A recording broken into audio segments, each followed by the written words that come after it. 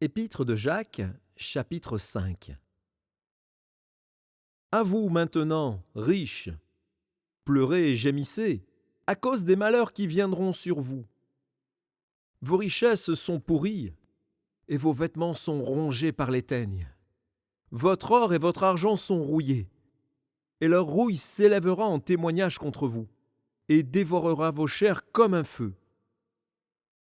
Vous avez amassé des trésors dans les derniers jours. Voici le salaire des ouvriers qui ont moissonné vos champs, et dont vous les avez frustrés, crie, et les cris des moissonneurs sont parvenus jusqu'aux oreilles du Seigneur des armées. Vous avez vécu sur la terre dans les voluptés et dans les délices. Vous avez rassasié vos cœurs au jour du carnage. Vous avez condamné. Vous avez tué le juste qui ne vous a pas résisté. Soyez donc patients, frères, jusqu'à l'avènement du Seigneur. Voici, le laboureur attend le précieux fruit de la terre, prenant patience à son égard, jusqu'à ce qu'il ait reçu les pluies de la première et de l'arrière-saison. Vous aussi, soyez patients, affermissez vos cœurs, car l'avènement du Seigneur est proche. Ne vous plaignez pas les uns des autres, frères, afin que vous ne soyez pas jugés. Voici, le juge est à la porte. Prenez, mes frères, pour modèle de souffrance et de patience les prophètes qui ont parlé au nom du Seigneur.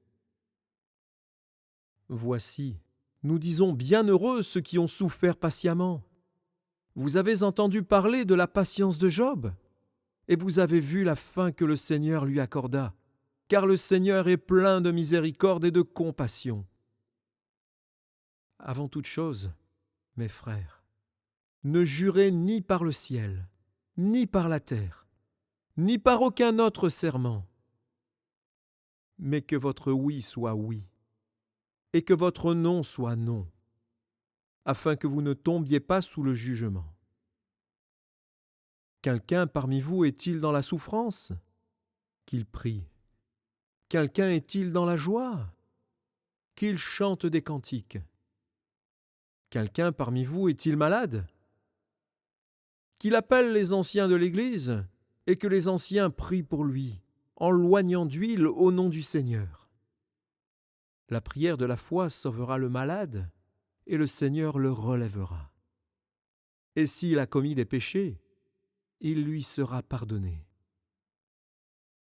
Confessez donc vos péchés les uns aux autres et priez les uns pour les autres, afin que vous soyez guéris. La prière agissante du juste a une grande efficacité. Élie était un homme de la même nature que nous. Il pria avec instance pour qu'il ne pleuve point. Et il ne tomba point de pluie sur la terre pendant 3 ans et 6 mois.